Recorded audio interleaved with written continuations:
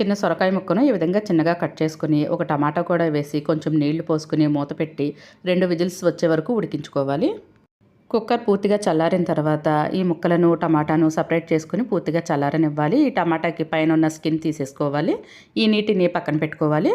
ఈలోపు స్టవ్ పైన ప్యాన్ పెట్టుకుని ప్యాన్ వేడెక్కిన తర్వాత 2 స్పూన్ల వేరుశనగ గుళ్ళు, 1 స్పూన్ ధనియాలు, అర స్పూన్ జీలకర్ర, 2-3 ఎండుమిర్చి, 2 రెమ్మల కరివేపాకు వేసుకుని క్రిస్పీగా అయ్యే వరకు డ్రై రోస్ట్ చేసుకోవాలి. ఇవి బాగా ఫ్రై అయిన తర్వాత ఒక గిన్నెలోకి తీసుకుని పూర్తిగా చల్లారిన తర్వాత 7-8 వెల్లుల్లి రెబ్బలు కూడా వేసుకుని పౌడర్లా గ్రైండ్ చేసుకోవాలి. అలాగే ఆనపకాయ టమాటాను కూడా గ్రైండ్ చేసుకుని ఈ విధంగా పెట్టుకుని ఇంతకుముందు పక్కన పెట్టుకున్న నీళ్ళల్లో కలిపి సరిపడినంత నీటిని వేసుకుని దీనిలోకి ఆమ్చూర్ పౌడర్, రుచికి సరిపడ ఉప్పు, పసుపు వేసుకుని బాగా కలుపుకోవాలి. ఆమ్చూర్ పౌడర్కి బదులు చింతపండు రసమైనా వేసుకోవచ్చు. అలాగే మనం గ్రైండ్ చేసుకున్న పౌడర్ని కూడా వేసుకుని కలిపి పెట్టుకోవాలి.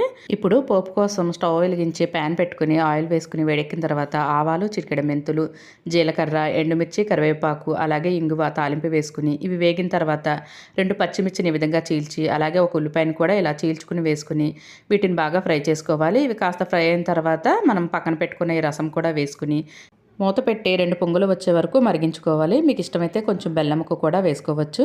ఇంతేనండి, చాలా టేస్టీగా ఉండే సొరకాయ రసం అయితే రెడీ అయిపోయింది.